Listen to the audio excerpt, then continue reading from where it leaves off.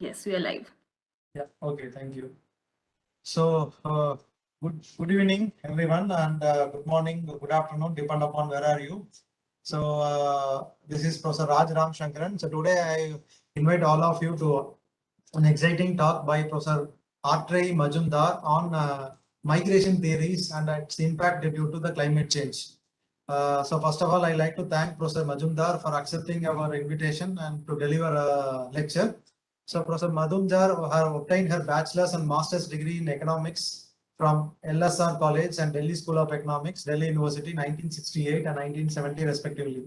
She worked as a lecturer and reader in economics in DU University from 1970 to 2013 and also as a senior economist at the Birla Institute of Scientific Research, where she was later appointed as visiting research fellow. So she was also a visiting lecturer in economics at the University of Newcastle, 1982, and honorary visiting fellow and subsequently honorary visiting professor at the Center of Research in Ethnic Relations, University of Warwick.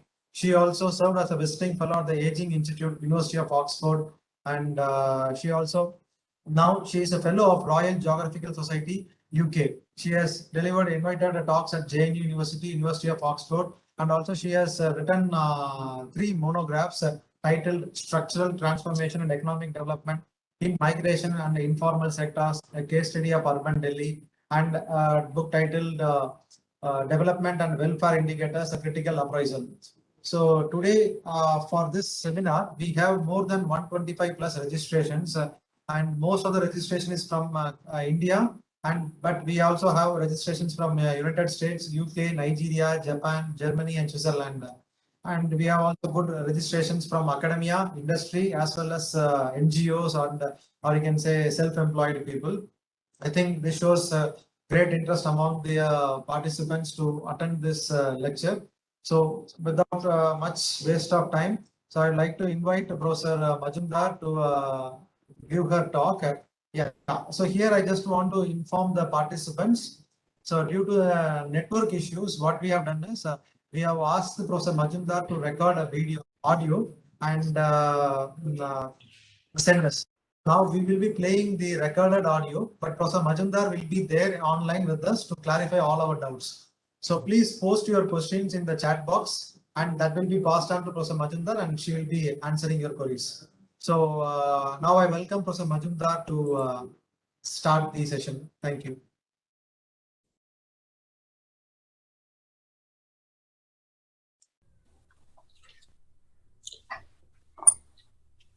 At the very outset, I want to express my deep gratitude to Professor Ghosh, Professor Ramashankaran, and Professor Raghu, along with MS Shiva and MS Archismita for giving me the opportunity and enabling me to be able to speak to you.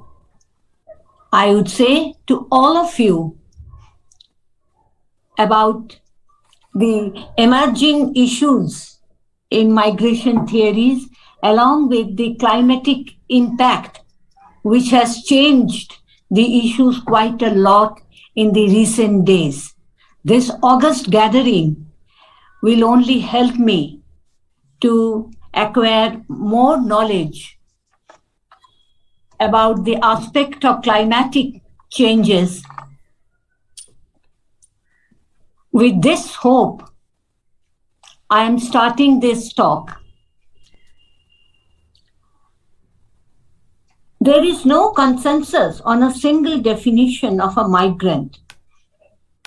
Migrants might be defined by foreign birth, foreign citizenship, or by their length of stay into a new country. According to the UN definition, migrants usually would come from a foreign land. They would have a length of stay, sometimes as little as a year. But according to our standard idea, they should also be subject to immigration control.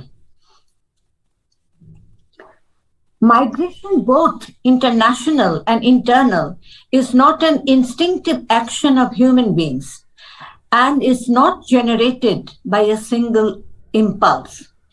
As you all must be knowing that amidst all luggages, man is the most difficult to move. In the major part of current literature, the theoretical framework of the analysis of the factors affecting human migration is usually based on the premise that an individual will migrate from one location, say X, to another location, say Y, if he believes he will be better off at Y than at X. Migration involves the removal of the younger generations from the family origin, a break between blood and economic ties. The migrant is forced to adjust to alien surroundings where erstwhile family and status are relegated to the background. This process of relocation involves both monetary and non-monetary costs, inclusive of intangible costs, which were previously called psychic costs in many early literature on migration. Monetary costs include the increase in expenditure for food, lodging, transportation for the individual and his family, in addition to the removal expenses, legal fees on house sale and purchase, readjustment and resettlement costs, etc. Further expenses are involved in the search of a suitable vacation from time to time and visits to the place of origin. Non-monetary costs involve the opportunity costs, which are the present value of the flow of expected real earnings in X that the individual foregoes upon migration to Y, and the additional emotional turmoil arising from leaving familiar surroundings, relatives, friends, and ways of life, and settling in a foreign land with different customs, traditions, language, political and economic institutions, and above all, the climatic conditions. The intangible costs represent the disutility of moving, which vary considerably from individual to individual and are extremely difficult to measure both conceptually and practically. Similarly, returns may be broken into pecuniary and non-pecuniary returns. Pecuniary returns are given by the expected money earnings net of occupational expenses adjusted by net direct taxes. Non-pecuniary returns are given by the excess, positive or negative, of non-pecuniary advantages which work and residence in Y may command over work and residence in X. Some of these advantages are purely psychic in nature and are very hard to evaluate in monetary terms. For example, shorter hours of work, better conditions of work, better provisions of public goods and services, and above all, an affable climate. Thus, even though migrants are dynamic, risk-taking people who have the ability to detach themselves from traditional and familiar surroundings, yet the trauma arising from the trials and tribulations of resettlement in an unfamiliar environment can be very pronounced in their case. The intangible cost of migration also seems to be a rising function of distance, as the unfamiliarity of surroundings gets accentuated with increase in distance between place of origin and place of destination. Thus, international migration can involve more intense trauma than internal migration for migrants and their families. The social distance factor involving religious, cultural, and inter-individual differences in values in life can prove to be very preponderant in case of them. In a foreign land, each migrant belongs to a group having particular role expectations. Their enforcement and social position usually remains concentrated in one particular area. Unfortunately, rather scant attention has been paid to the non-monetary aspects of migration in the majority of research related to the field of international migration. Further, in non-pecuniary or non-monetary aspects of migration, climate has always played a predominant role.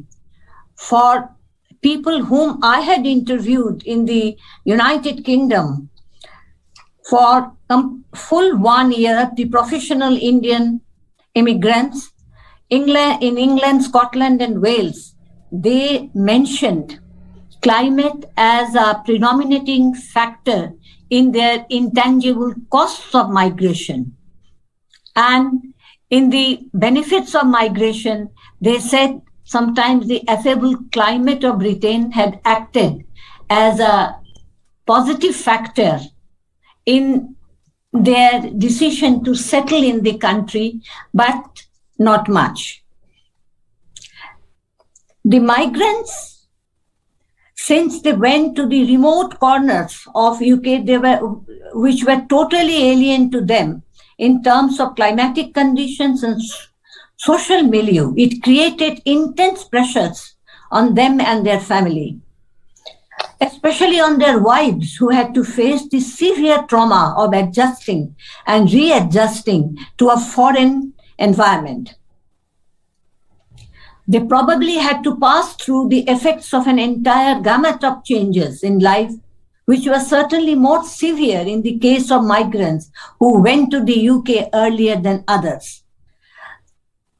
All this contained a part of the intangible costs and benefits of migration, which should become an important part of any survey.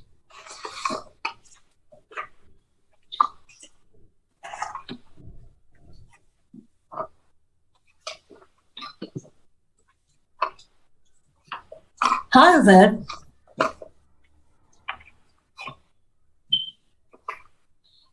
in the recent decades, globalization has presented a new facet to the international migration. Globalization in the present day world implies a steady multiplication and intensification of links and flows between discrete national entities, leading to the emergence of some kind of global consciousness. It seems to be all-pervasive and inexorable today because different international flows have been increasing in volume and in character. Spread of communications, especially of digital communications, cheapening of transportation, resurgence of liberal capital, rapid technical progress, erosion of the authority of the state, etc., have all compounded its effects. The increasing internationalization of trade and investment in a freely competitive setting, along with the growing influence of giant multinational enterprises, are other prime facets of globalization, but not the only ones.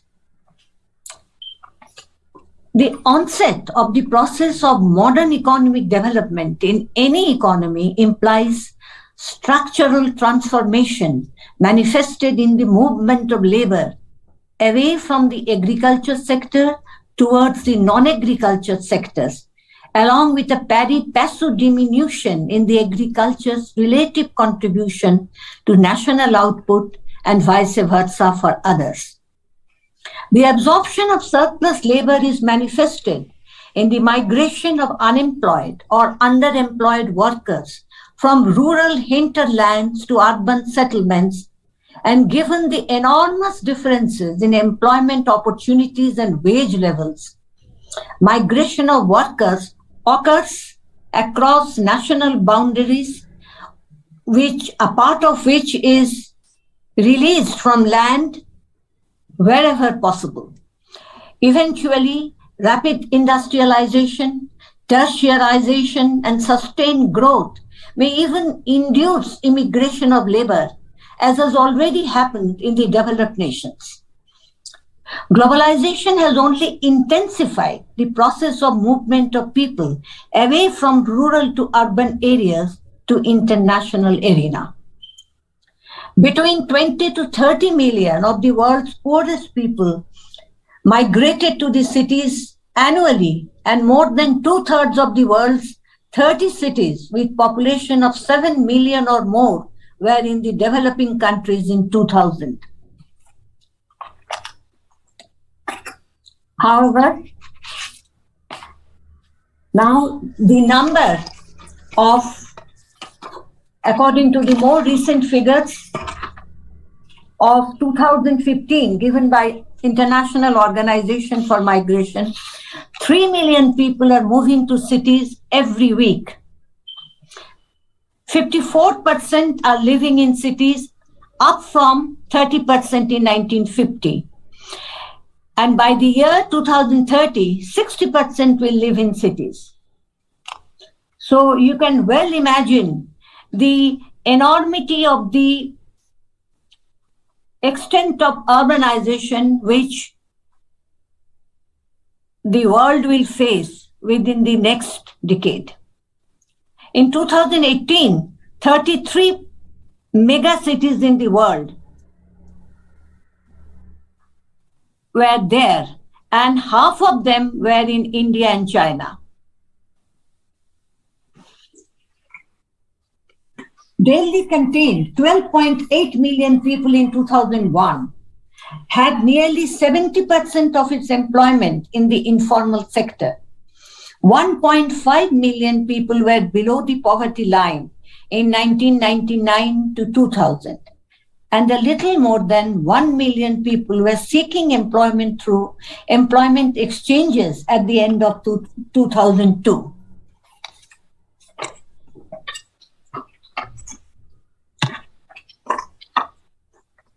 In 2011, Delhi contained 16 million people.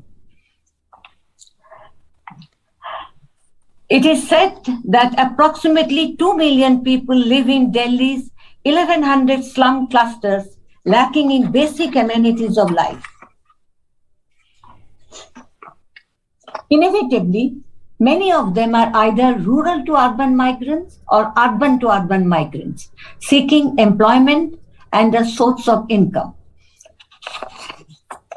However, please excuse me if there is any statistical error in all these estimates, because here I'm not interested, or I'm not trying to highlight the figures or the extent as such. What I'm trying to say is this, that the quest for livelihood can easily propel international migration, both legal and illegal, given the growing population pressure in the developing world, passing through the second stage of demographic transition, accentuating per capita income differentials between the labor importing and labor exporting countries, ecological distortions following global warming, growing economic inequalities in the developing nations, political instability, violations of human rights, emergence of pluralistic and democratic regimes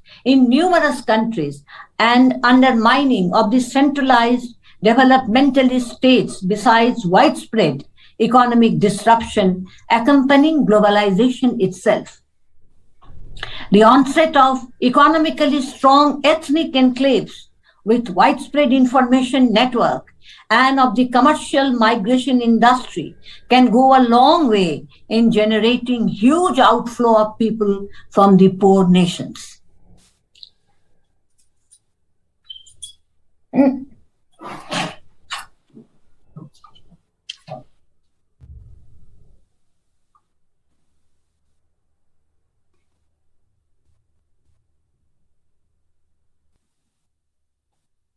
Welcome to the second part of my talk.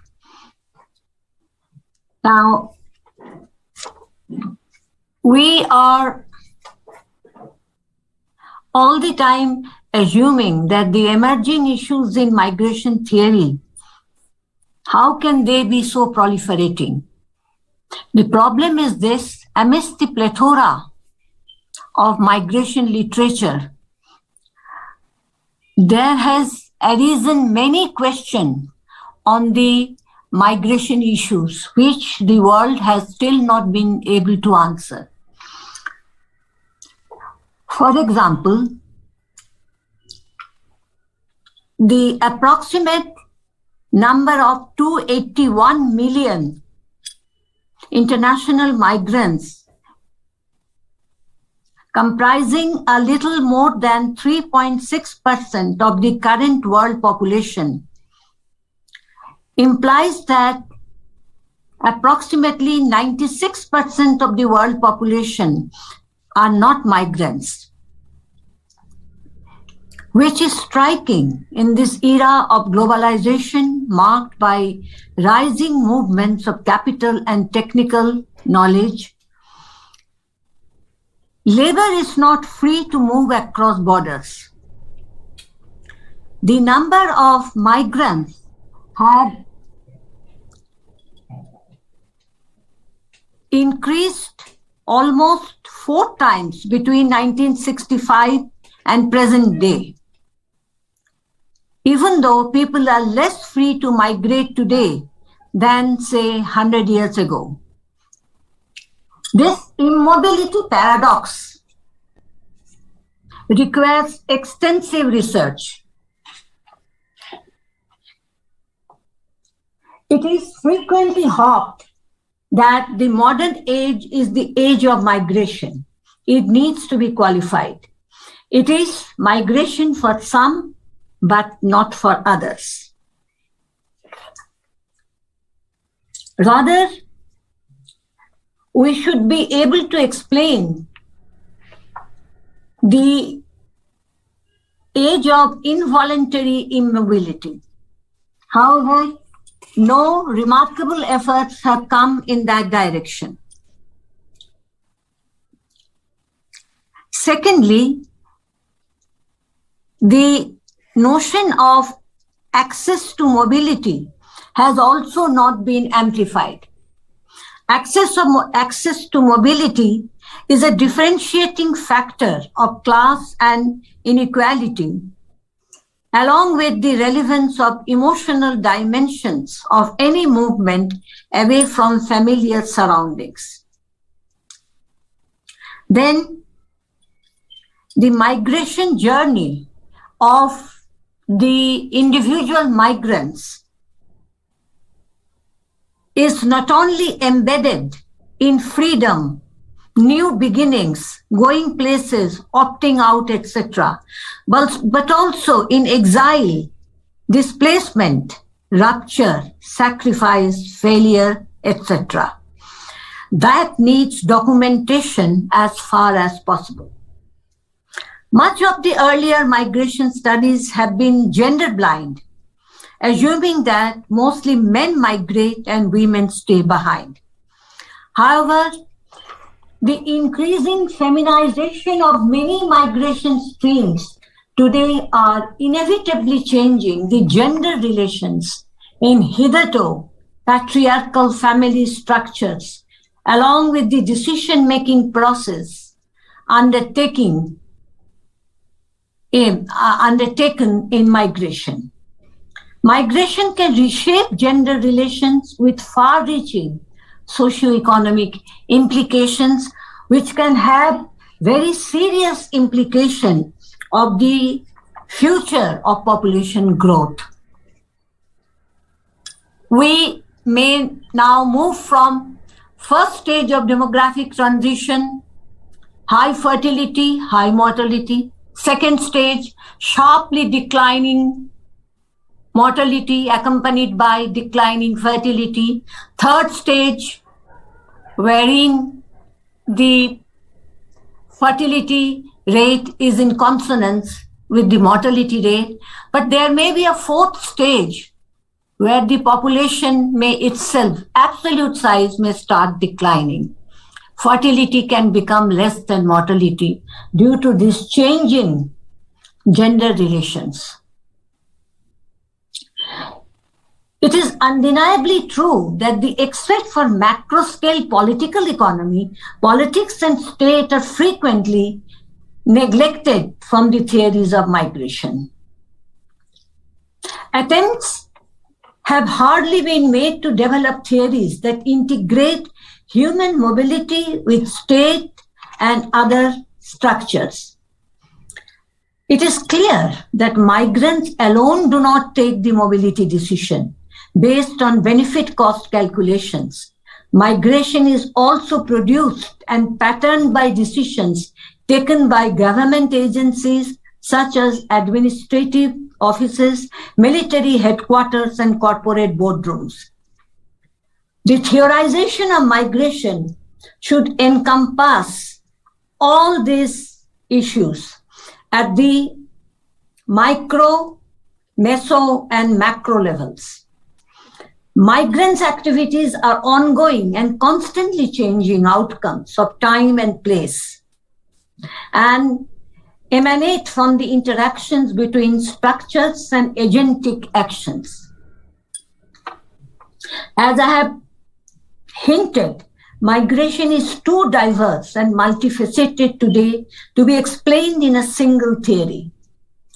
Three core groups of migration are there for a long time. One is temporary labor migration, then settler migration, and refugees.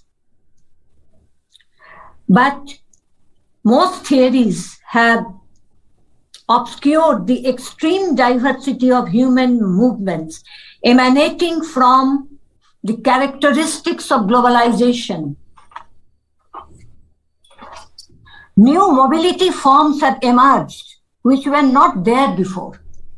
International migration is manifested today in globe-spanning movements, local scale cross-border, shuttle migration, residential tourism, new forms of circulation based on business visits and work contracts, family reunion and childcare, marriage migration, student migration, retirement migration, return migration, high-skilled migration, distress migration following environmental degradation, human trafficking, sexual exploitation, slavery, mixed migration, besides refugee migration.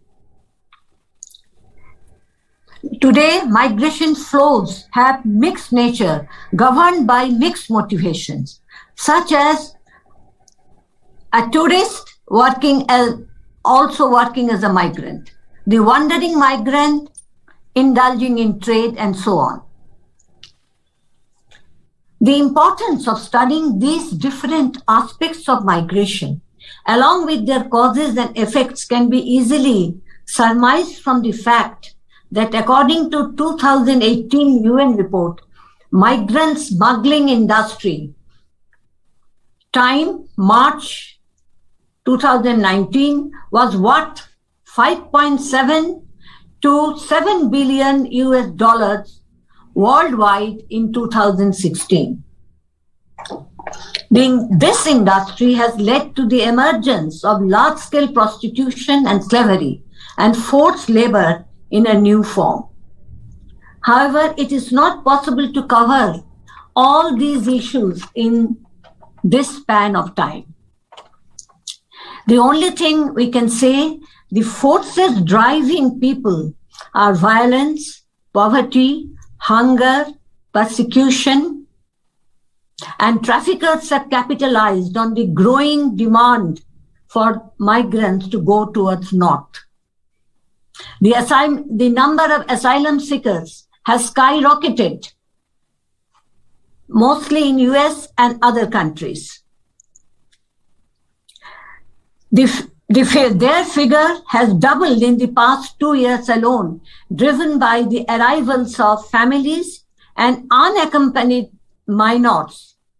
An estimated 3.1 million people are seeking asylum worldwide. Today, a significant proportion of refugees and asylum seekers are children. Time, 3rd to 10th June 2019, reported that of the 9,10,619 total Rohingya refugees population in Kutupalang, more than 50% were children. Growing child migration should comprise another important field of research in migration theory. However, these emerging issues have not deterred the emergence of a number of migration theories to highlight the causes of migration or the initiation of migration, wherein the emergent multiple forms of mobility across countries can be incorporated, like the neoclassical push-pull theory, new economics of migration, dual and segmented labor markets theory, world systems theory. The perpetuation of migration, once started, had tended to be explained through systems and networks, cumulative causation, and dependency theory. But these theories fail to predict the decline of a migration stream over time. No migration stream can proceed ad infinitum. How do the different networks dissolve is not clear. The evolution of migration process indicates that it rises at first, reaches a peak, and then falls. The role of social capital can play a significant role in this diffusion process, both as means of mobilizing movements and also preventing them from some other factors. Further, causes driving a migration stream at one point of time can change dramatically and change its nature and causes over time. Migration is not a one-off event ending in settlement, but an ongoing process that is re-evaluated several times over the life cycle of the migrant. There is no single coherent theory of migration, but I will try to highlight the neoclassical theory of migration and the new economics of migration and the segmented labor market theory. Even though there are many theories, I'm not in a position to discuss them here due to paucity of time and due to my lack of competence. I cannot talk about them.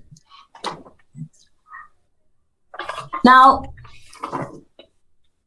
it should be clear at the very outset that any discussion of any theory is heavily dependent on the initiation of Ravenstein's 1885 and 1889 laws of migration, which were like empirical generalization based on calculations from the British and other censuses of the time. Notwithstanding the fact that Ravenstein started discussing the issue of migration for the first time at the end of the 19th century.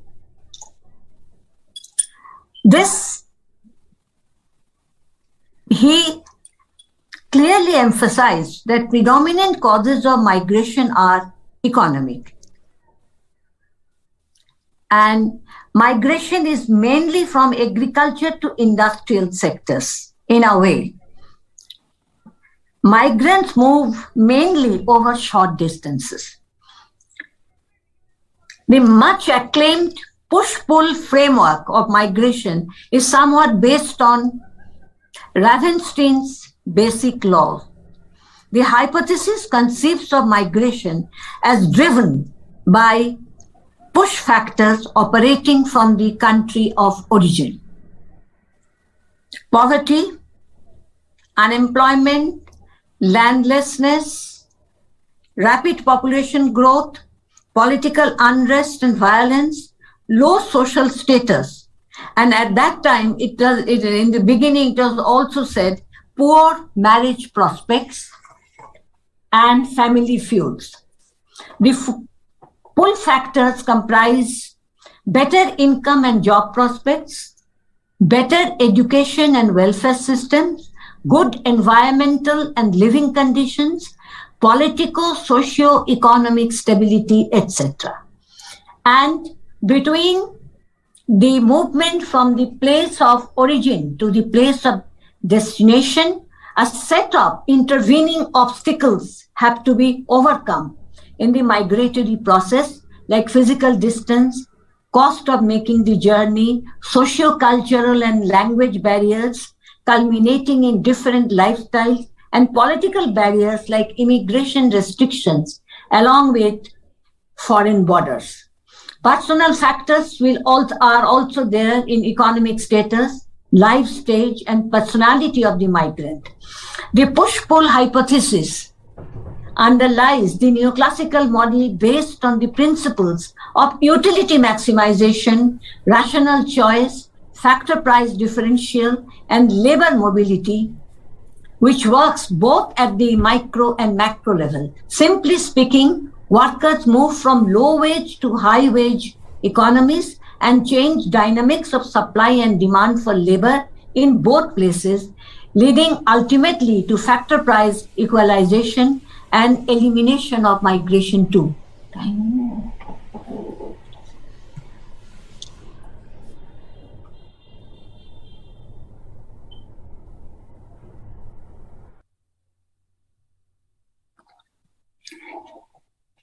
In a nutshell, neoclassical theory at the macro level says the international migration of workers is caused by differences in wage rates between countries, and thus labor markets are the primary mechanisms by which international flows of labor are induced.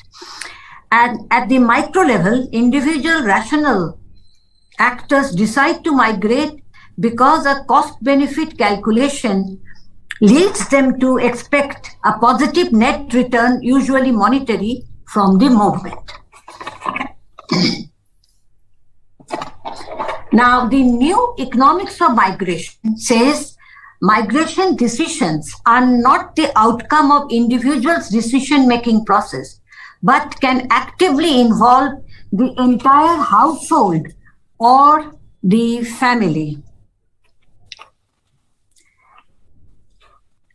It argues that in order to self-insure against risks to income, output, and prosperity, or to gain access to scarce investment capital, households send one or more workers to foreign labor markets.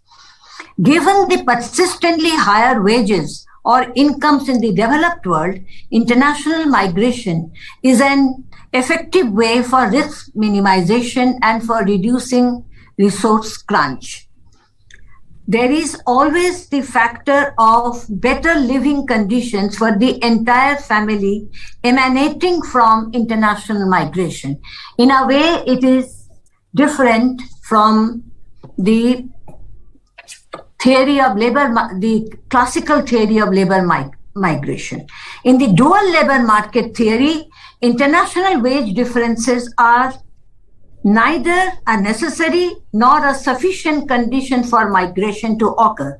It is largely demand-based and is initiated by recruitment on the part of the employers in developed countries or by governments acting on their behalf. Low levels of wages of employees in the developed countries are institutionally determined, and they are hardly demand elastic. They are constrained by social and institutional factors or mechanisms. Now, here the dual labor market theory straight away traverses to the macro factors, ignoring the micro factors. It is necessary to combine all these issues and strive at arriving a comprehensive theory of migration.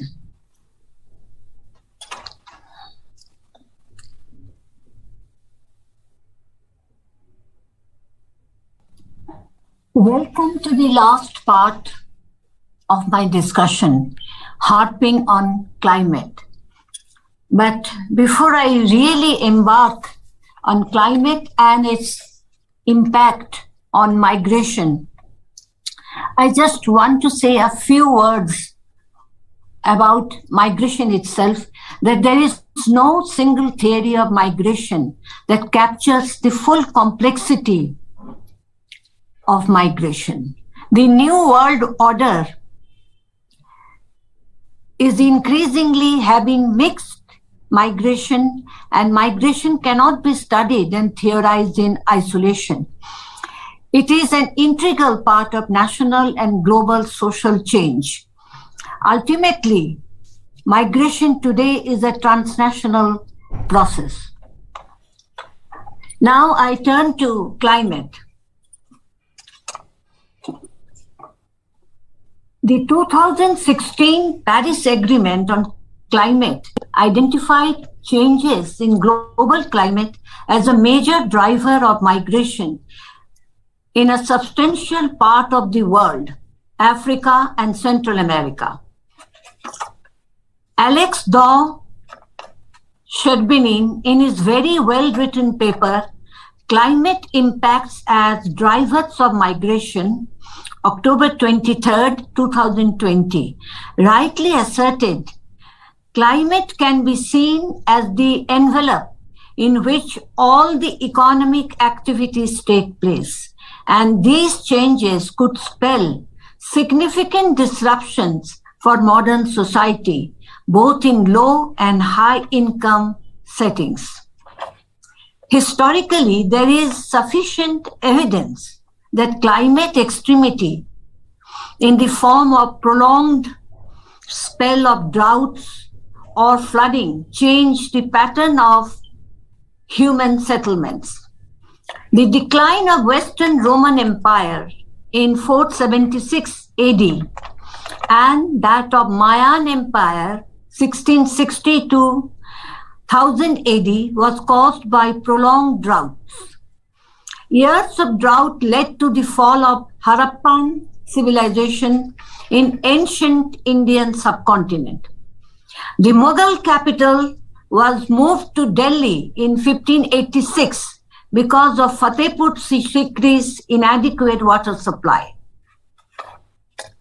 The American Dust Bowl of the 1930s and the Sahelian drought of 1970s and 1980s led to large-scale movements to the adjoining areas.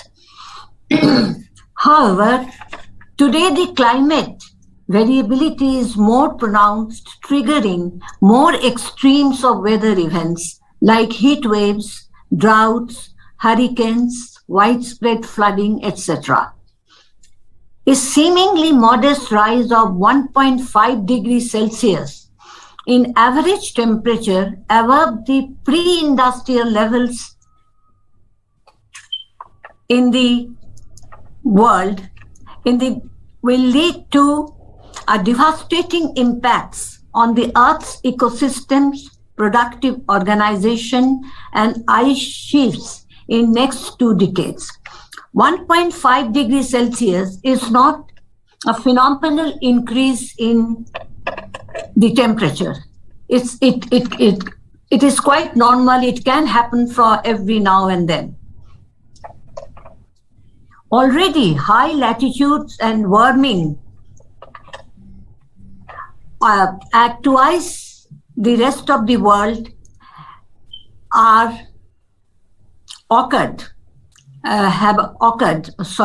Already high latitudes are warming at twice the rest of the world, and dry lands are expanding. Despite this seemingly preponderance of climate over human movements, it is only one of the factors propelling migration, maybe a very forceful one when conditions are rather precarious or compelling.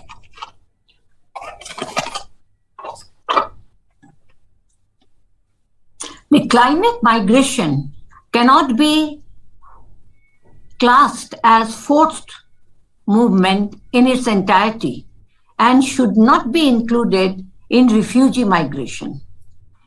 Even in very compelling situation, environmental migration is laced by some kind of volition. Climate hazards and social vulnerability are closely related. The greater the frequency of climate hazards, the higher the inclination to migrate in a more vulnerable population with a lower capacity to adapt, and greater is the likelihood of return to the place of origin after a time lag. However, return migration to the source areas will occur more after the fast onset events. Slow onset events in the climatic arena are more likely to lead to long-term migration. Environmental factors mostly operate through the economic, social, demographic, political issues embedded in household characteristics and intervening obstacles. They are a part of a broader constellation of macro, meso, and micro factors. At the lower end of the income distribution, people may not be able to move despite having the desire to move. They feel trapped because they don't have the resources to make a move. Thus, we can broadly say that regarding the relationship of migration and climatic change and vice versa, migration is a way of adaptation to the variable climate hazards. It is a way of livelihood, diversification, and risk reduction at the household level. It can increase household assets and resilience to climate change. It can increase food security through the exit of some members of the households. The existing food stock in different households can continue for a longer time if one or two members migrate.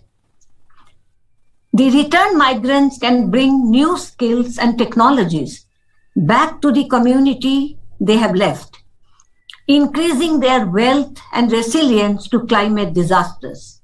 They can also remit substantial resources to their original household. The last is the increased productivity in agriculture, which is termed as agricultural pathway, can moderate the impact of adverse climate on agriculture in the long run at least. Climate change is affecting mobility of all types, but most of these are internal. Internally, people move from one area to another following any climate disaster. Only a small proportion of people will tend to be international, even though the absolute size may be substantial with rapidly growing population and potential scale of hazards. Large-scale movements with a feeling of hopelessness will lead to a larger number of perilous journeys with tragic consequences, as has happened in the most recent periods. However, the world order is ill prepared to meet the challenge emanating from fast or slow climate change. The only change is that climate variability has entered as an important variable in the individual's migration decision, giving a pronounced nudge to the mobility from time to time, manifesting in transit migration and fragmented migration on a large scale. Now, I would like to harp on your, I do not want to take much more of your very aspect of time, which is already very limited, scarce commodity. So I would only tell you, and I do not want to, but I want your opinion on this about India. Now, as you know, India is already experiencing a warming climate. Unusual and unprecedented spells of hot weather can occur very frequently over a larger and larger area. This will have significant impact on agriculture and built-up urban areas. These built-up urban areas can become heat islands. A 2% increase in world temperature will make India's summer monsoon, which is already very volatile, very unpredictable, and highly uncertain. Major crises can emanate from frequent droughts and flooding in many parts of India. In 1987 and 2002 to 3, droughts affected more than 50% of India's crop area, leading to a large decline in crop yields. More than 60% of India's agriculture depends primarily on rains. Groundwater resources tend to be overexploited. Falling water tables are expected to decline further because of increasing demand of growing population with increasing consumerism, along with the other two sectors' demand for water. Warming will be accompanied by melting glaciers and loss of snow cover over the Himalayas, adversely affecting the spatial, timely flow of rivers like Indus and Brahmaputra. There is even a fear that river Indus may run dry.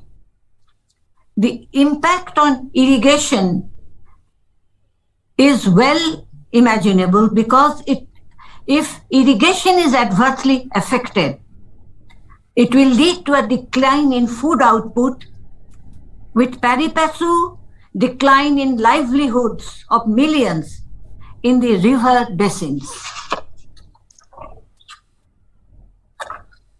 Kolkata and Mumbai, India's very densely populated cities, are already vulnerable to the impacts of sea level rise, tropical cyclone, and flooding.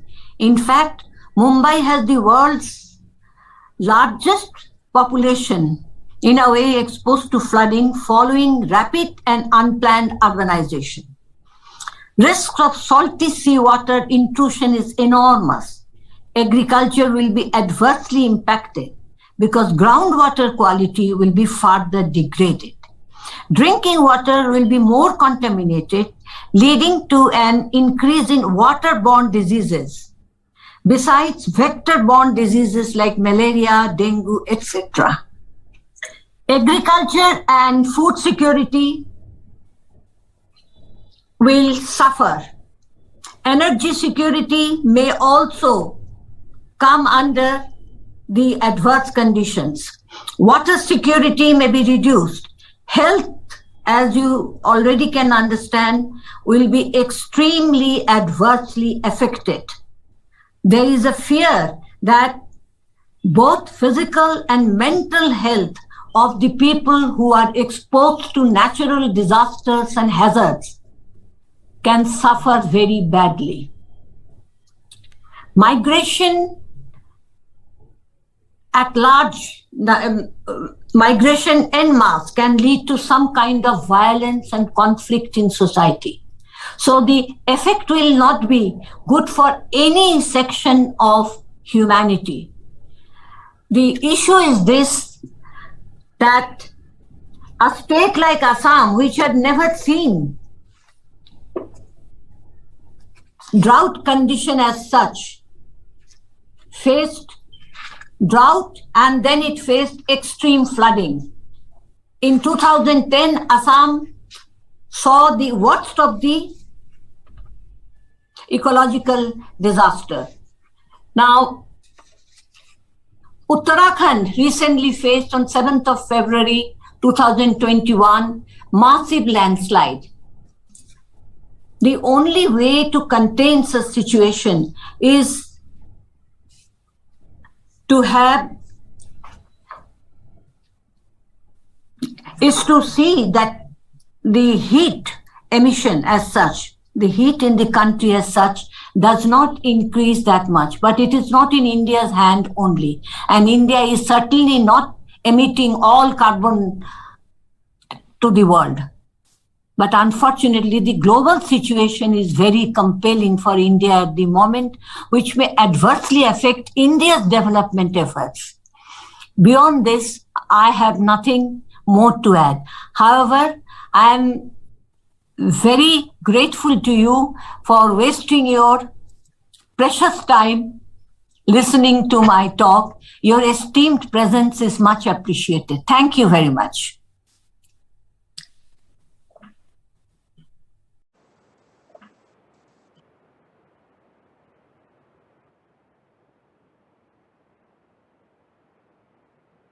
So, ma'am, yeah, we are done with the audio recordings. Yeah. Ma'am, we do have a few questions in the Q&A sheet. Shall I read it out?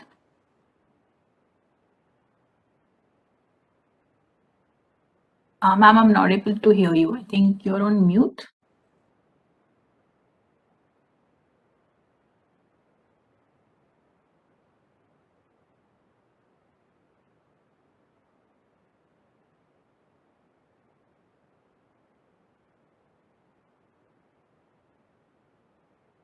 Shiva, Atri ma'am is muted.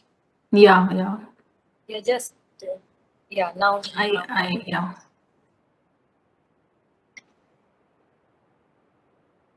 Ma'am, can you hear me? Atri ma'am? Yeah. Right, ma'am. So I'll read out this question. This question is from Tushar from International Institute for Population Sciences in Mumbai. So his question is, what can India do for documenting temporary labor migration at local scale cross-border? As during COVID, we have seen there are huge number of international migrant returns through repatriation program Vande Bharat mission.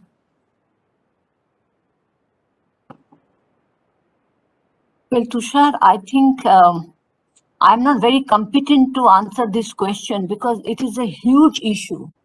Repatriation and rehabilitation of the erstwhile, say, economically active population can poses enormous challenge for a nation, and then if it is cross-border, Vande Bharat mission or whatever it may be, it can create monetary problems for India. Who is going to finance this enormous amount of rehabilitation? Then it is enmeshed in the psychological factors. One who returns, you can well imagine what that person is feeling. All of a sudden, you are forced to return. And even though sometimes it is local scale cross-border, sometimes it is much longer distance migration. It can put emotional pressure on you, and it is the cost is not only in terms of money, cost is in terms of difficulties. The emotional dimension of any movement like that can hugely damage the people who have to move, say, due to COVID even. Any natural disaster or man-made disaster is enough to cause tremendous hardship to humanity. Because, as you already know, population control may occur in this situation. I know it is a very long shot. Now, as Malthus said, population can be comes to be controlled through two means: the positive checks and the preventive checks. This is not a preventive check. This is a positive check, and from divine comedy, mankind may traverse to divine tragedy.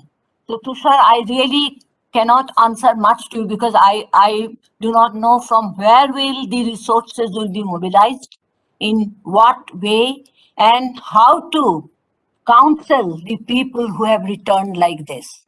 Thank you. Right, ma'am. So this is in continuation to his previous question itself. If documentation is done, will India benefit from it economically? If yes, then how?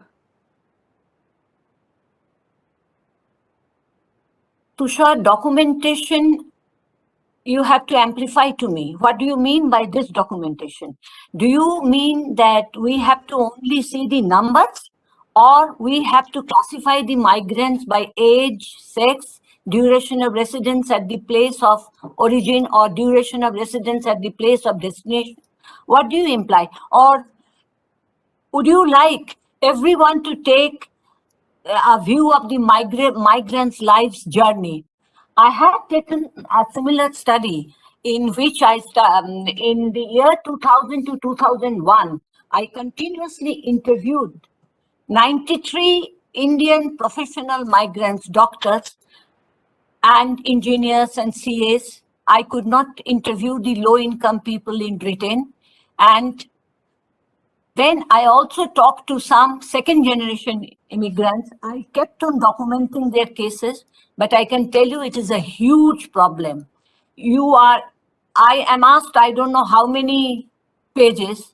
Then I tried to surmise the broad findings from there, gave a broad result, and reached the conclusion that most of the professional Indian migrants, their intangible benefits, 52% said they benefited from the movement, 48% said they did not.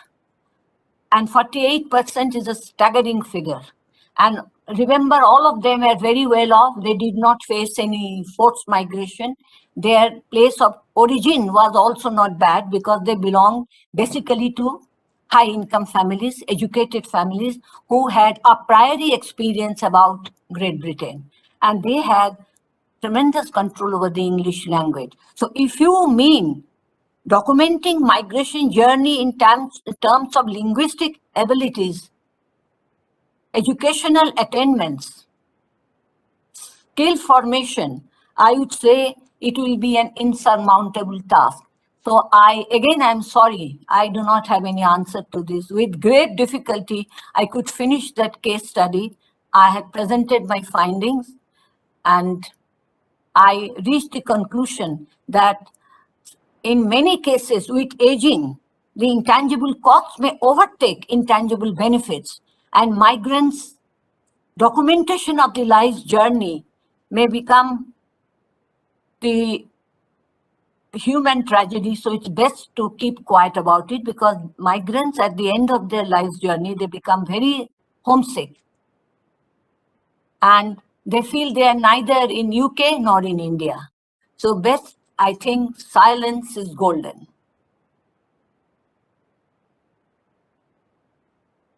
Anyone else? If you have any question, you can directly come online and ask, ma'am.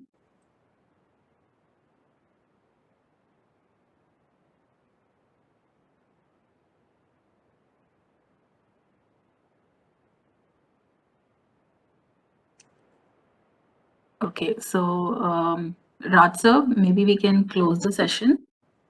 Yeah, so no questions further, Shiva? No, nothing in the sheet. Okay. In the Yeah. chat box? Someone is. Yeah, I think Professor Subiman. Okay. Yeah, in the chat box, there are all the questions are being addressed, right? Yeah, I Yeah. think so. Yes, Yeah. Yeah. We have addressed all questions. Oh, Yeah. okay. We have a question from DJ Rao. I'm so sorry, I missed it. So shall I read out this question? Yeah.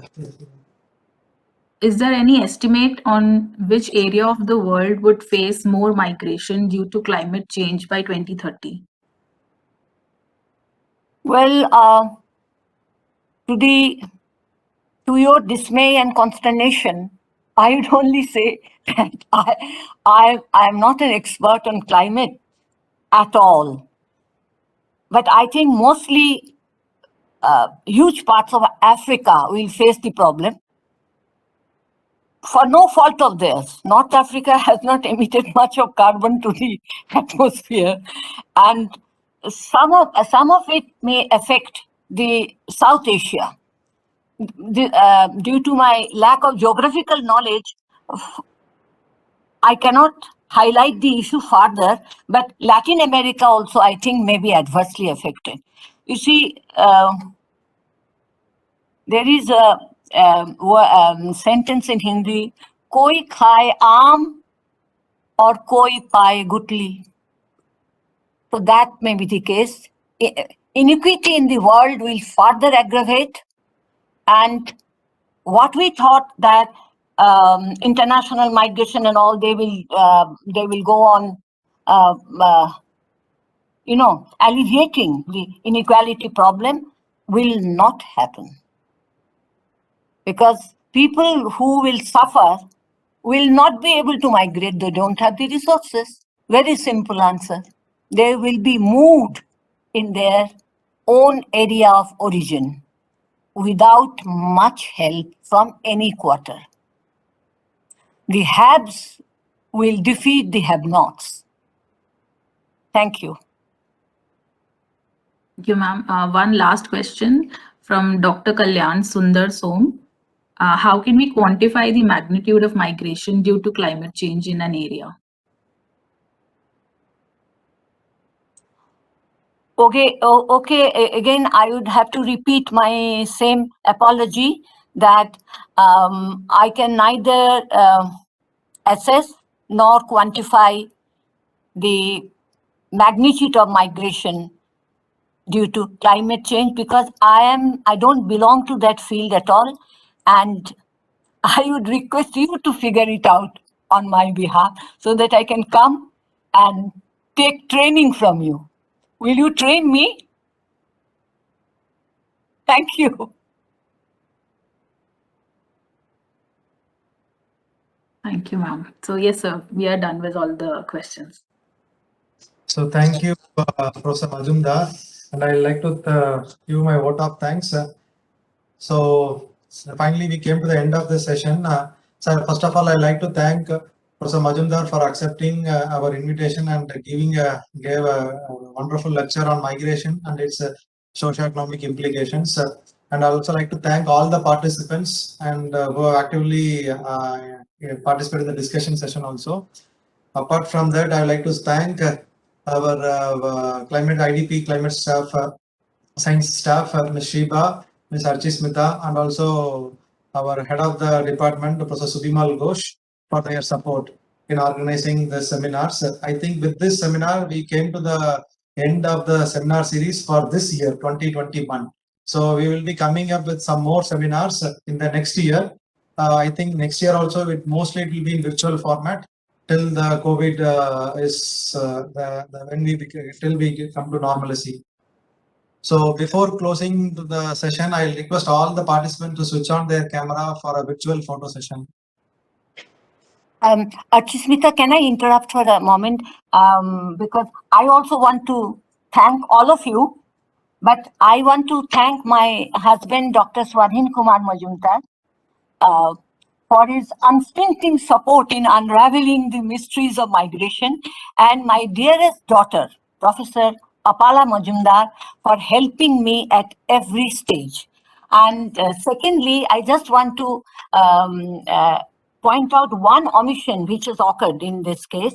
In my talk, I forgot to mention Potsdam Institute for Climate Impact Research, which had given me some figures for India, and it was commissioned by the World Bank. So kindly excuse my omissions and faults. They are all mine. So thanks a lot. Welcome, ma'am. Thank you. So I request all the participants to switch on your camera for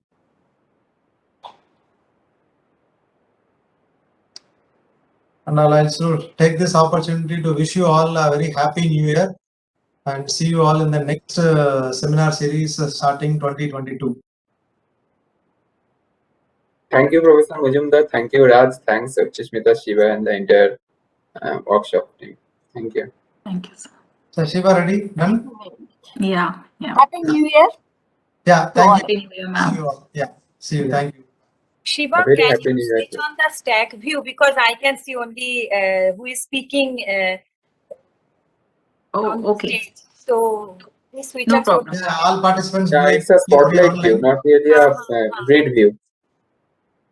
grid view is Okay. Grid view is on for me. I don't know how to. I think you have to, Suchishmita, you have to click on layout, and there you'll get